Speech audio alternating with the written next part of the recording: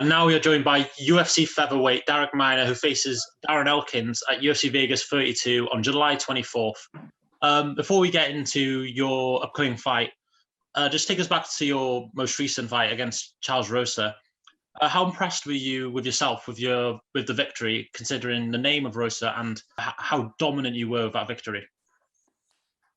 Man, I think I just kind of, I don't know if I was just impressed, just the way my fight IQ rose in that fight and the way that, for 15 minutes, just the way, me and my coaches were able to, pace that fight. I think that was the biggest victory coming away from that fight. I mean, obviously Rosa has a name, but like going into the fight, there was nothing besides a victory coming out of that fight. Like I was going in there nothing short of just winning. So like that was the big thing, for me. Rosa's he had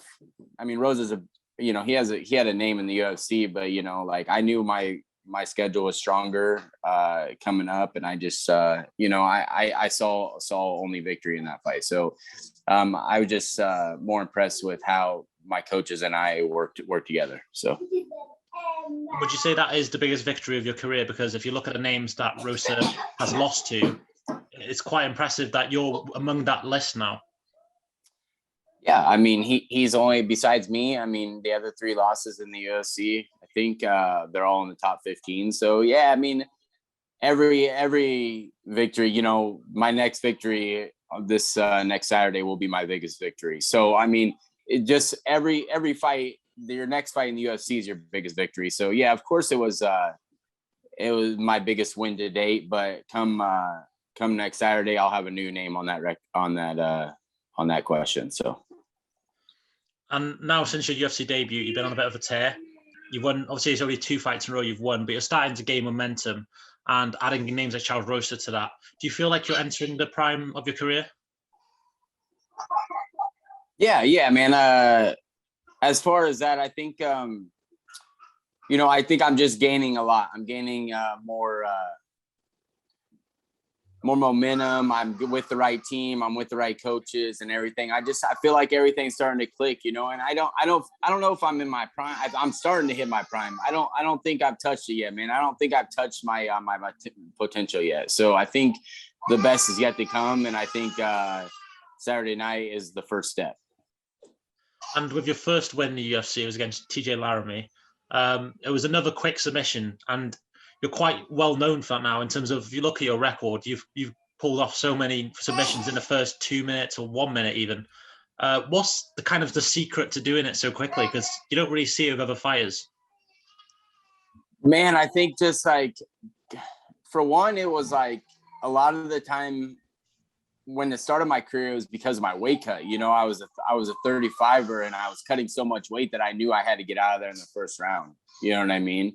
I had to go in there and I had to get out because I didn't know if I had the cardio exactly to feed that, So, but now I just, my transitions, I don't think people aren't safe where they think they're safe, with my transitions. Like, I'm not on paper, I'm not no crazy jiu-jitsu guy. I'm not, I don't have the credentials. I don't have this, but the fact is that my transitions are good, and people just get caught up where they don't think they're going to get caught up. Like, for instance, the TJ Laramie fight, he got caught up when he thought he was safe. He wasn't safe. And I knew that going into the fight. Like, that's why like my hips switched the way they did on that guillotine. That's the way why I held it that way, because I knew that he was practicing your basic, put my legs on one side, my feet on the other.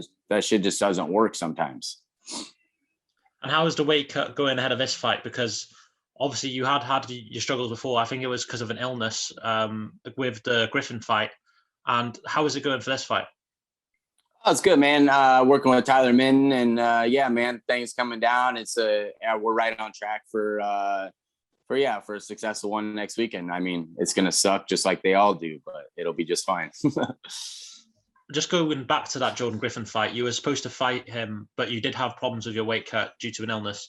Was it disappointing for yourself not to be able to get a win over him? Because obviously he had defeated you before. Was it disappointing not to kind of get a revenge over him?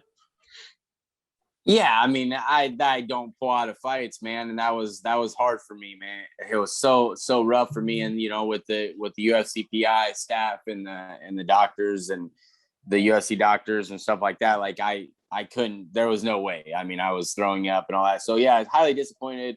The kid Jordan's a good guy. I definitely wanted that win back. I was definitely looking forward to that. But if you go back and rewatch that, I feel like under James Krause, that's like a way one-sided fight. Like it was already a one-sided fight when we fought the first time. I just got caught in round 2. So yeah, man, I definitely like to have ran that back with under James Krause, just to improve where I've improved, show what I've improved on. When exactly was it that James Krause, you went into his wing? I guess I wasn't with James Krause at that point. So I forgot, I thought I was with him, but no, that was supposed to be my second fight in the UFC. And I guess, yeah, I mean, I just would have showed the dominance that I showed in the first fight in that. But I started working with James Krause right before the TJ Laramie fight. So, yeah, I mean. And how do you feel like you've improved as a fighter since then under him? Has there been quite a huge influence from him?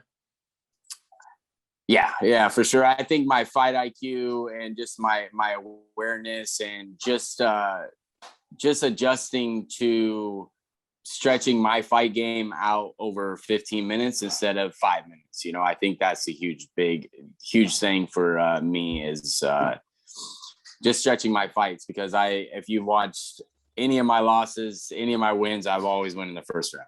I mean, I've always won the first round. I've always dominated. And it's just, he had fought against me 5 times, or 4. So, and game planned against me 3 or 4 times. So like, he knew where I was good at. He knew what I needed to prove on. So going down to him was just definitely a great career move. And do you feel a lot more confident now, like the most confident you ever felt as a fighter, considering you're under James Krause as a coach, who's quite a well-respected one, and also, you've proven against Charles Rosa that you can go 15 minutes and keep your fight IQ and tempo perfectly, and also you have that quick submission in your locker if you want it as well. Man, the great thing about how I got, the path I took to get to the UFC is that it was the hardest path that any fighter in the UFC has taken. I can almost guarantee it. That you don't find many people. I mean, this will be my 4th UFC fight, but last 10 out of 11 fights of guys that are in the UFC. So, yeah, man, my confidence is always raising. I feel like I'm getting better. Not only James Krause, but the team down at Glory MMA. We just keep getting better. Keep getting better as a team. Guys are coming in from all over that are super good. So, yeah, man, I feel like just everything's clicking, everything's working, and all my 12 years of doing this is coming down to coming together. It's all starting to click. You talk about your route into the UFC being the toughest. You faced McKenny and some other guys in the UFC, and also in the Dana White Contender Series, you faced Herbert Burns. Obviously, you lost, but do you feel like that was kind of necessary in terms of getting to where you were now? And like, how different do you feel your career would have been if you had won that fight compared to where you are now? Everything happens, everything happens for a reason in this fight game. You don't really know it. You don't understand it. And it's going to kick you while you're down. But yeah, I mean, I'm thankful for that. If I would have won, I mean, who knows what would have happened. But the way my path shows, like, I wasn't going to fight after Herbert Burns. Like, I was like, man, like my only goal has been to get to the UFC. And I thought that was ruined, especially with my record. I was 22-9 at the time. So it was just like, man. And then my manager, who's one of my best friends, he's like, man, one more year, let's do it one more year. And finally, we locked up that Kick McKinney win, and that was that. Now just looking forward to your fight against Darren Elkins. This will be your 4th fight in the UFC. How is your training camp going this time around? Oh, it was great, man. I spent 8 weeks down at Glory MMA, and yeah, man, I'm feeling the best I've ever felt. My cardio is probably better than it's ever been, and yeah, I'm just ready to showcase that stuff come some Saturday. And what do you make of him as an opponent?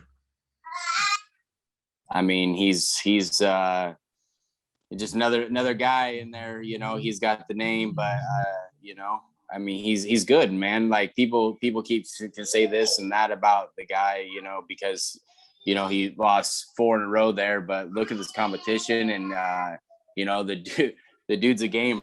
So I'm expecting that, you know, he's been ranked in the top 10 before. You know, I'm expecting that Darren Elkins. I'm expecting the best Darren Elkins has ever been, and if that comes to play, I still win. So yeah, man, I just he's a gamer, and I just got to be on my P's and Q's when it comes down to, you know, the whole fight. I can't let anything slide. So you're in one of the most competitive divisions in the UFC as well. How far off do you think you are off the rankings? A couple more wins, or? Yeah, you know, get this win over him, and then maybe somebody right outside the top 15. I think I'm in. Or, you know, with my record and the way, you know, what and all that, and you know, being 3-1, I feel like I could get a top 15 after this. So, yeah, we'll just have to see what the UFC wants. Like, I'm not picky. I don't say no to fights. So that's just the way it'll be, you know, whatever they offer, wherever they want me to fight is what I'll do. And if I have to take a long path to the top 15, I'll do that too. Like, I'm not picky at this point, you know, I'm just going to keep picking everybody off one by one. You know, you got to beat them all. Is there no fear for you as well, considering you faced a lot of, you know, very talented fighters?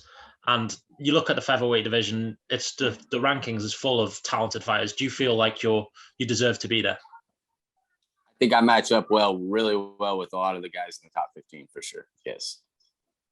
And just before I let you go, how do you feel like your fight against Darren Elkins is going to play out? Will it be a Charles Rosa performance, or will it be a kind of TJ Laramie performance?